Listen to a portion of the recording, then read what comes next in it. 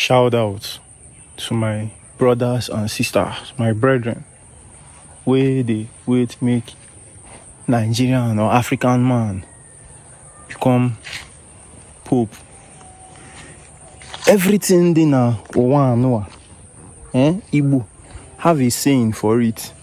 Igbo have a very wise thought about it. Ndị Igbo say again, onye mbimbi adịrị ebu isi aja ani. Aja ani is the highest deity of a community. Iweje see from Eabu Moji.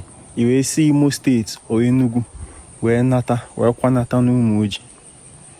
In fact, let's even say Isi Ogidi, Patanu Moji. Let's not even say Nisi far place. Isi Ogidi, Patanu Moji, Ibuno Moji. Ewe bia bunyegi isi ajani. Mo isi ajani ewe magi na alusi obodo onye ọzọ.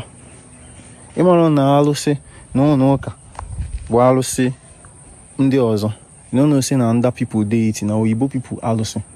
You don't understand. So if you dey expect make an Igbo person or an African person go become the head of their deity, ke dia tamu ka ha kpupelu gi dia ikpu ke tamu fa ki ukwu ife ki jefu if you know kwesịrị ifo ki ifu the deepest secrets of theirs, then my guy, you've got another thought coming.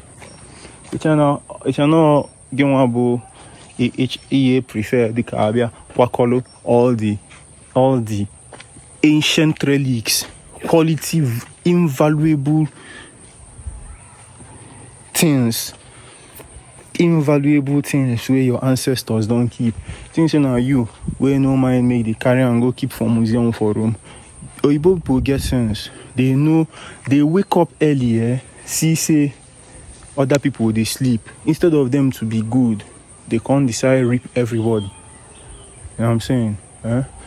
People, if you see relics where they are one person where there are people no fuck with their people did not their fathers did not play with their relics, open their holy of holies for Alusi Pablo. Bro, I see things where they so see old bell, see old